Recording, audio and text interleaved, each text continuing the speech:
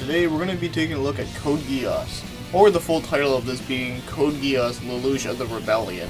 And this was an anime where the first time I watched it was actually a couple months ago, so the memory of it is still pretty fresh. But I thought I might as well watch a couple episodes just so I can fully remember everything. So anyways, let's talk about the story real quick. So it begins that the world is split into 3 different superpowers. So there's Britannia, the Chinese Federation, and the European Union. And the Britannias took out Japan by using a weapon called Nightmare Frames, which is pretty much like a mobile suit or a mech or whatever you want to call it. So what the Britannians do is that they strip their title of freedom, and instead of being called Japanese, they're now called 11s.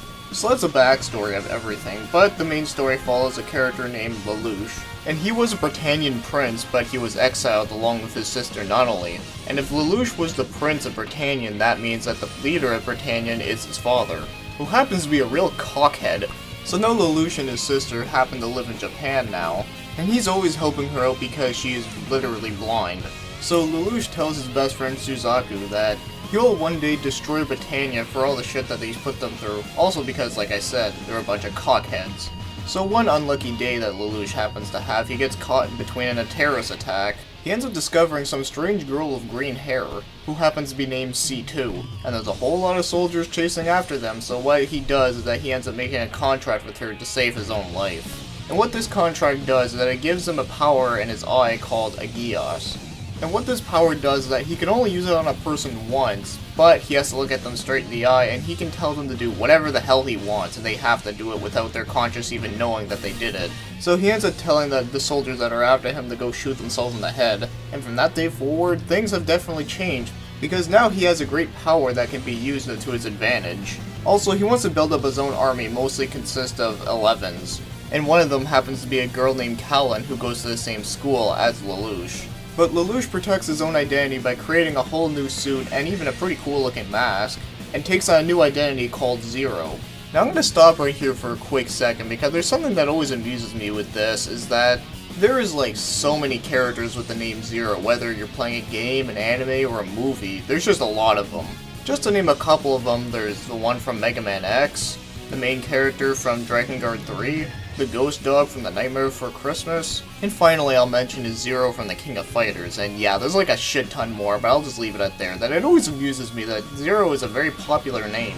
So anyways, yes, his name is Zero, and he runs a private military called the Black Knights. And that's the basic of what you need to know about this show, and all I have to say is that, man, this show is jam-packed with so much. So there's a lot of action, most of them being in mechs, or the night frames, what they call them.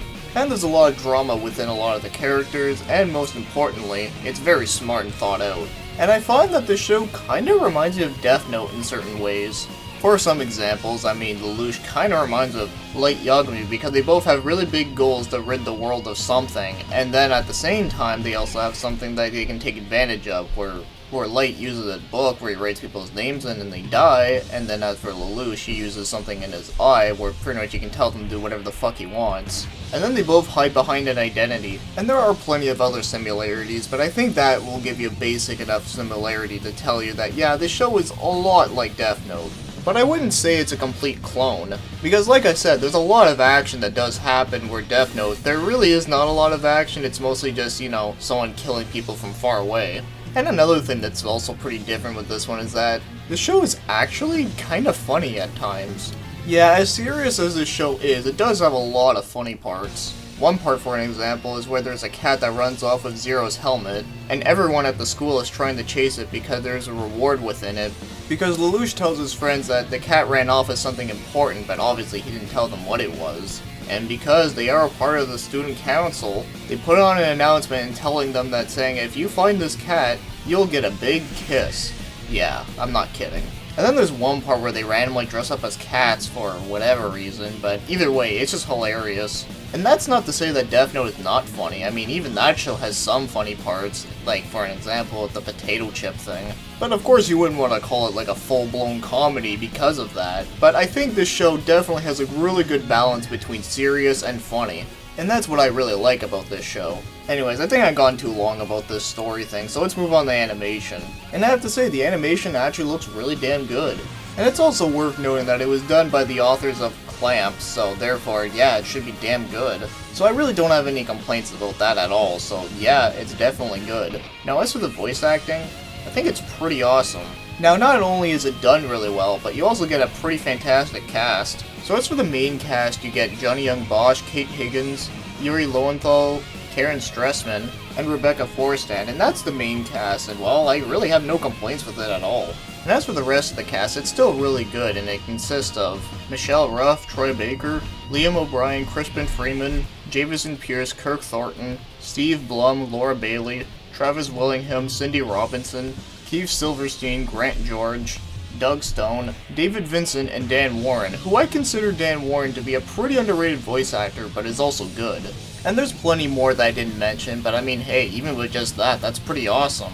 So I really have no complaints at all. And finally, as for the score, well, I'm going to be very generous with this one, considering that it is one of my favorite animes that I've ever seen. I'm going to give it a 10 out of 10. And as I already said with the 10 out of 10 score, no, it's not perfect. Now yeah, it may have some small flaws here and there, but nothing big enough for me to really make a big deal out of it.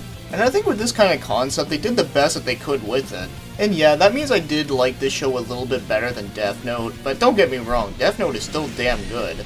I just like the fact that this anime has a wider range. It pretty much has almost everything you need to make a good anime. It has action, it has comedy, it has drama, it has science fiction, and it's just all around just a really good anime itself. Either way, I love Death Note and I love Code Geass, and that's why I give this one a 10 out of 10. Highly recommended.